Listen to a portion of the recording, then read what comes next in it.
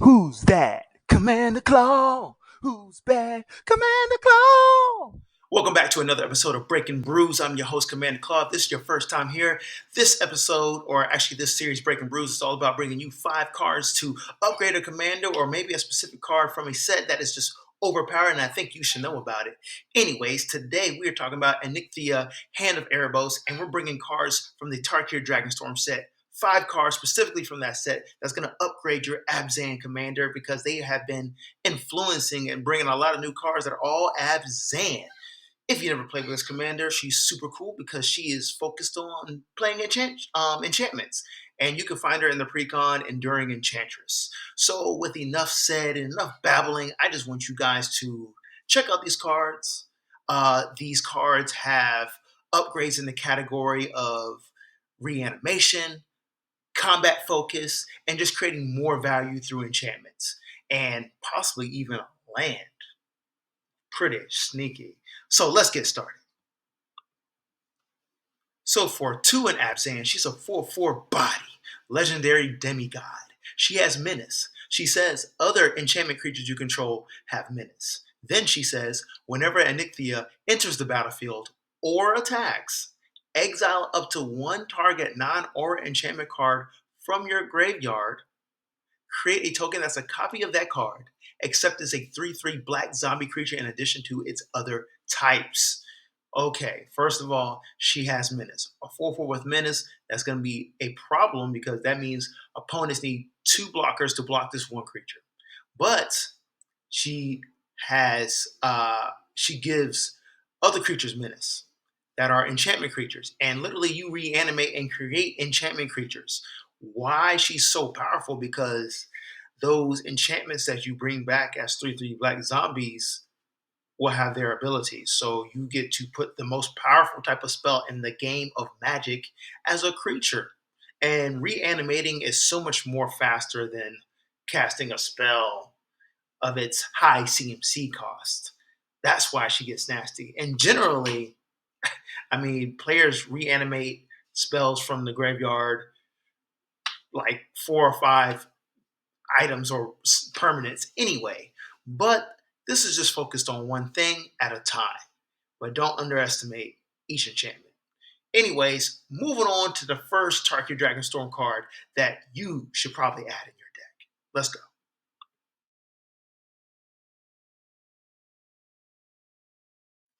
I had to show this card because this is the one of the 2 prize cards from the Tarkir Dragonstorm set in general. This is Elspeth Stormslayer for 3 and 2 white, 5 loyalty counters, legendary planeswalker Elspeth. She is a token doubler. Her static ability says if 1 or more tokens will be created under your control, twice that many of those tokens are created instead. So those are 2 3/3 zombies that are created that are 2 of that 1 enchantment. Gross. I'm not even going to read the other abilities because I'm sure you guys seen it. I just want to highlight a static ability, and that is a token doubler. Let's move on to the next card.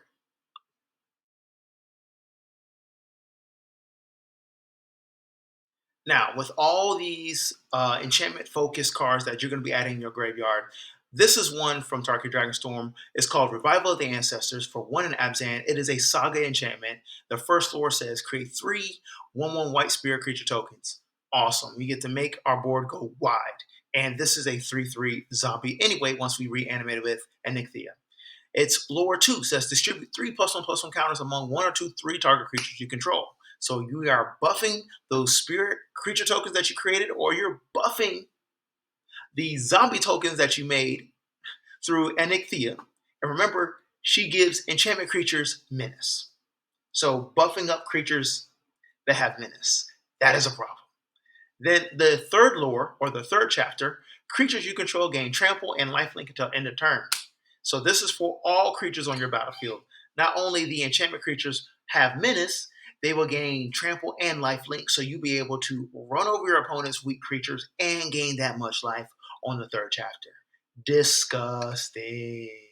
Moving on to the next card. Now, I like this card a lot. A lot. Marshal of the Lost for 2 white and black, 3/3 body, orc warrior. He has death touch. And he says, whenever you attack, Target creature gets +X/+X until end of turn, where X is the number of attacking creatures.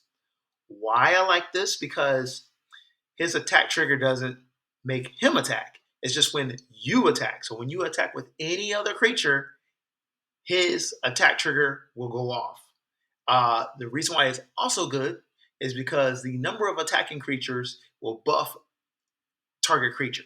And guess what? Your enchantment creatures have menace when Anikthea is out. So guess what you're doing? You're already attacking confidently. Attacking confidently. So 2 blockers to your 1 attacker, and you just attack with 1 in general, it gets +1/+1.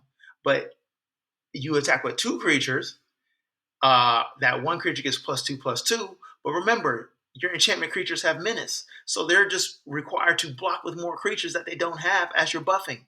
That scaling up mathematically is working into your favor. Great card.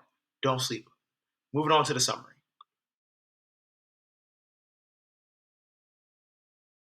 So we got to talk about lands. This is a great land. It is a rare. So Kishla Village. This land is tapped unless you control an island or swamp. It taps for green mana. But this is where it shines. For 3 and a green, tap it and surveil 2. If you don't know what surveil means look at the top 2 cards of your library, then put any number of them into your graveyard and the rest on top of your library in any order. Why this card is really good? Because it is on a land. It literally sits and it sits on your battlefield. Hopefully your opponents won't target it because it is a non-basic land. But just having the ability for 4 mana to consistently surveil 2, dig through your deck, put specific cards into your graveyard for Anikthea to reanimate as zombies. That's a win. That's a win. That is like a trusted source in the game of Magic. Moving on to the next. Now, I think this card here is just really good value. One of these utility cards that you should add in your deck because we've been in games where board wipes happen, players have edict effects, and they're just making you sacrifice stuff.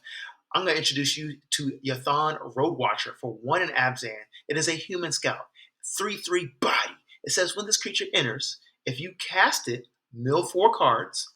That's good because if we mill 4 cards in this enduring enchantment, Enchantress precon, we are giving ourselves opportunity to reanimate these enchantments into creatures with Anikthea. Now back to Yathan Road Watcher. It says when you do, return target creature card with mana value 3 or less from your graveyard to the battlefield. That may not exactly go with the theme, but there are a bunch of powerful utility creature cards with mana value 3 or less that is probably in your deck. And why not give them a second chance to be casted again? And also look at it like this. This card allowed you to dig 4 cards deep into your library and pull back an important creature card to gain you access and to improve your position on the board. Like that? I know you like that. Moving on to the next. So let me bring you an artifact equipment here. Dragonfire Blade for 1 mana. Easy enough.